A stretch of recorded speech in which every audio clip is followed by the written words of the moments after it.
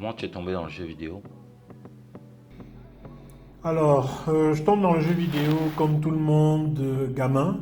Donc, je crois que la première image, le coup de foudre, c'est j'ai, je crois, 3 ou 4 ans. Et il y a un grand frère à qui on a acheté la Nintendo. Déjà, c'était assez légendaire en Afrique. Donc, il était déjà parmi Et là, je passe et je réalise que déjà, je voyais les dessins animés, mais je vois un truc qui est très coloré à l'écran.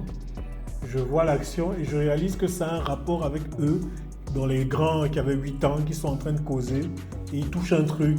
Et mon cerveau qui observe que, attends un peu, c'est ce qu'ils font, qui fait ce qui se passe à l'écran, coup de foudre. Genre, comment c'est possible? Et là, c'est le coup de foudre. Mais maintenant, ce qui fait que je veux faire un jeu vidéo, c'est j'ai 14 ans, 16 ans, je crois que c'est 14 ans. Je suis en train de jouer à des jeux, les premiers jeux très scénarisés du monde. Ça s'appelait Final Fantasy VII.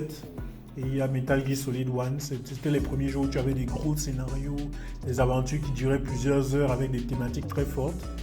Et je finis le jeu et je vis des moments humains très forts dans la narration parce que plus qu'un film qui te fait vivre l'action, qui te donne l'action, là tu es acteur et tu te prends en fait pour les personnages parce qu'il y avait des thèmes. Et je me suis dit, non, je dois faire que quelqu'un ressente ça à cause de moi. Parce que je me rappelle encore, c'était un après-midi chez mon arrière-grand-mère qui avait la seule télé compatible à la PlayStation 1.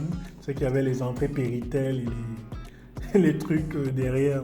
Mais il fallait négocier avec l'arrière-grand-mère qui ne parlait pas français pour qu'elle te laisse sa télé un après-midi et tout. Et je vis un combat contre le dernier boss de Metal Gear Solid. Et le truc est tellement bien amené. J'ai 14 ans pour mon petit cerveau à l'époque. C'est tellement bien amené, c'est hollywoodien. On te traite de soldat ultime. Tu dois affronter une machine qui fait 7 mètres de haut. Et c'est mis avec vraiment des paroles et tout. Et je sais qu'en fait, le héros se lève à un moment dans le jeu. Genre, tu vois les trucs, les plans séquences là, où tu te lèves et il y a une sorte de T-Rex en métal qui est en face. Et je me lève dans le salon de mon arrière-grand-mère. Et je regarde la télé en mode, on va se battre, Snake. Et je vis le truc. Et quand je finis le truc, je me dis non, je ne peux pas mourir sans que je fasse que quelqu'un sur Terre ressente ça. Je suis né pour ça. Je dois. Et bon, j'avais déjà des prérequis. J'aimais écrire. Mais voilà, donc on va dire que c'est de l'envie de storytelling, du transfert d'émotions qui a été la clé.